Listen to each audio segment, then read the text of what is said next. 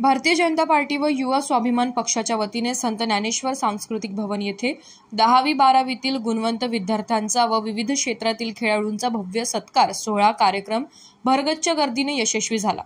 शनिवारी दुपारी अमरावती जिल्ह्यातील हजारो विद्यार्थी आपल्या कुटुंबासह सांस्कृतिक भवन येथे हजर झाले होते। राज्यसभा खासदार डॉक्टर अनिल बोंडे, आमदार प्रवीण तायडे, भाजपा शहर अध्यक्ष नितीन धांडे यांच्या हस्ते दीप प्रज्वलन करून सुरुवात करण्यात आली। सोबतच भाजपा नेत्या माजी खासदार नवनीत राणा यांच्यासह गुणवंत विद्यार्थ्यांनी सुद्धा दीप प्रज्वलन केले।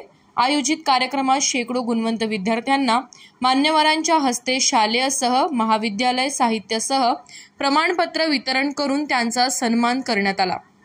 यावेळी उपस्थित असलेल्या विद्यार्थ्यांना माजी खासदार नवनीत राणा यांनी मोलाचे मार्गदर्शन केले। जिद्दीने शिका, आईवडिलांचे नाव कमवा असा संदेश कार्यक्रमातून नवनीत राणा यांनी दिला।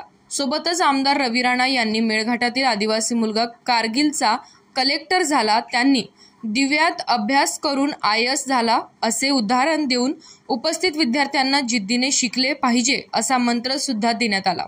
सोबतच देशाचे सरन्यायाधीश भूषण गवई हे सुद्धा महानगरपालिका शाळेत शिकून गरिबीत राहून आज न्यायाधीश झाले। अशीच जिद्द आजच्या विद्यार्थ्यांनी ठेवली पाहिजे, मोबाईलपासून दूर राहिलो पाहिजे असा आज मोबाईलचा व्हॉट्सअप मालक रॉयल्टी जमा करून देशातील 4थ्या क्रमांकाचा श्रीमंत झाला असे उदाहरण देऊन सर्वांनी मोबाईलला वेळ न देता जिद्दीने शिका असा संदेश आमदार रवी राणा यांनी विद्यार्थ्यांना दिला।